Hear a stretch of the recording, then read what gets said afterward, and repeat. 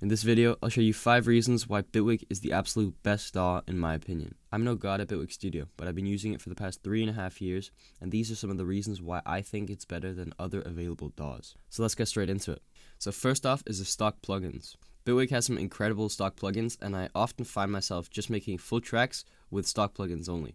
One of my favorites is Polysynth. So I've just dragged in a chord progression from another track I've made to quickly demonstrate, but as I play the sound through, I'll be tweaking things inside the synth to show you what the synth is capable of.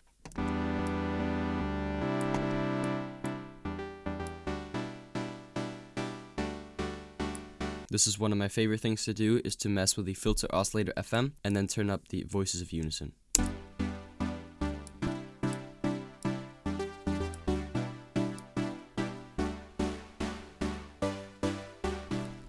Put a delay on that. Maybe put that on 8th note. Ping pong.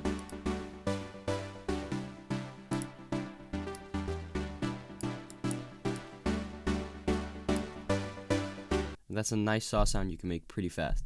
Another stock plugin which is really cool is something called the transient split. This is basically a plugin where you can process the transient and the tail of a sound individually, which I think is really powerful.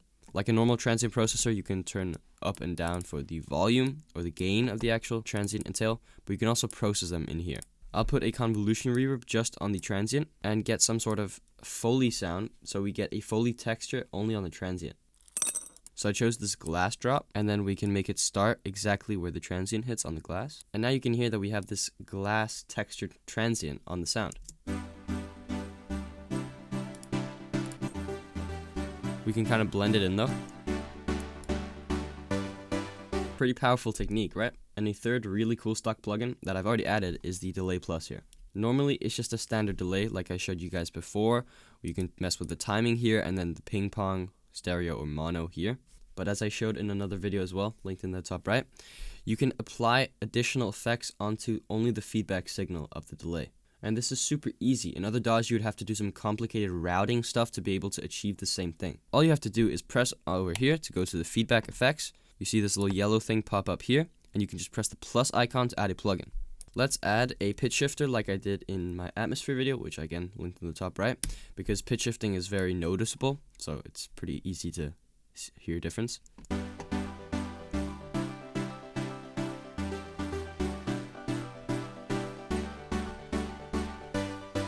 You can hear the main signal in the octave below, but in the sides, the ping pong delay is pitched an octave up. But you don't have to use a pitch shifter or other external plugins for this either. For example, I've just added this resonator bank stock plugin onto the feedback effects, which sounds like this now.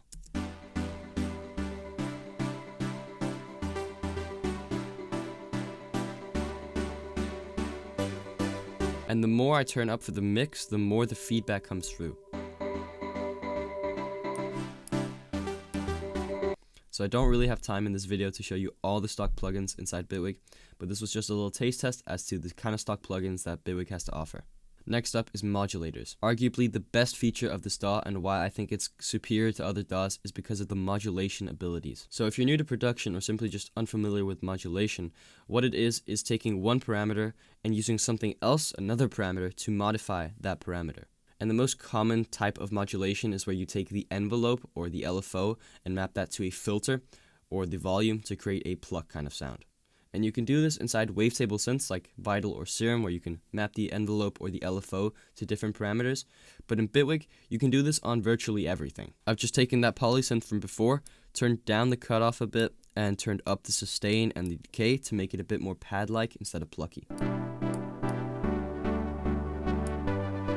What we can do now is press this little key icon and to show these modulators, press the plus icon here to add a modulator, and we get an option of all these different modulators. Let's just go with a classic LFO here. We can click on this little arrow here to change the LFO settings. Let's make it go a bit faster, and you can see the LFO movement here. And once we've messed with the settings, we can press this blue key, and you can see every knob becomes slightly blue. And then I can modulate any parameter here.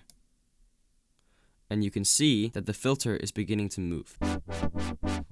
Let's make that not so drastic.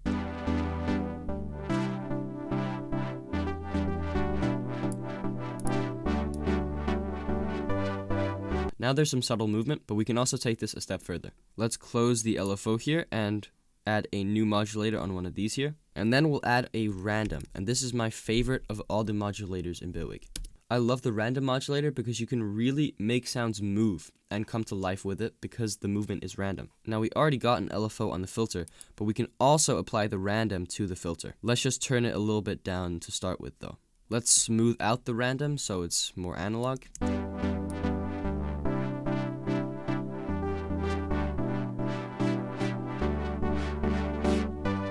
So if I make the random pretty fast, you can both see and hear that the filter is opening up at random rates, which you can see here.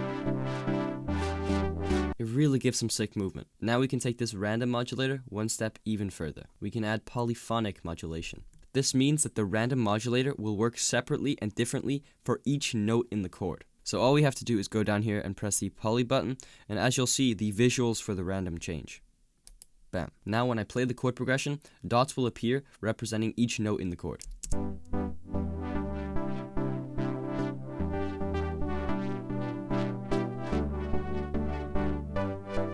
And you can hear that each note in each chord opens and closes at different rates. Let's make this even more drastic so you can really hear a difference.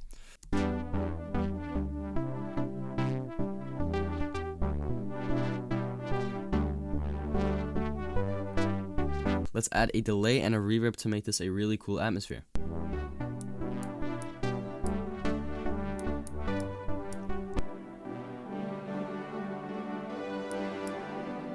Now we suddenly got this.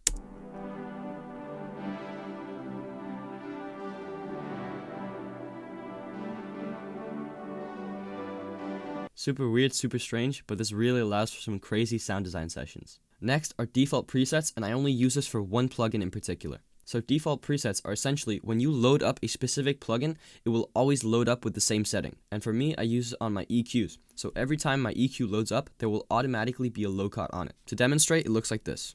EQ, enter, and the low cut is already there. And this is because I always low cut everything that isn't the kick or the sub, and this just, again, enhances my workflow. And it also allows me to quickly drag it without having to manually make a point and stuff like that. Let's do this with another plugin so I don't mess my EQ. We'll add a chorus, and let's mess around. We'll just turn every parameter up so we can actually see a drastic difference. We just right click, and we press save as default preset. We can now delete the chorus, and if we add a chorus again, ta-da, it loads exactly like it did before. But it does save me a little bit of time, so I don't always have to draw that EQ in. Next are the shortcuts. You find the shortcuts by going into the settings and then going down here to shortcuts. And the shortcuts are powerful because you can adjust them yourself. I did this when I switched from FL Studio years ago. There were some shortcuts I think that I liked in FL Studio that I wanted to use in Bitwig, so I just went in here and added them in, and I think I still use them to this day. But if you have a specific shortcut that you want to add, all you have to do is find the action.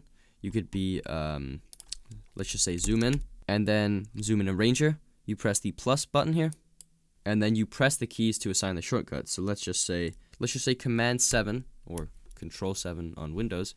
You press add. Now if I go in the arranger, I can press Command 7 and it will zoom in.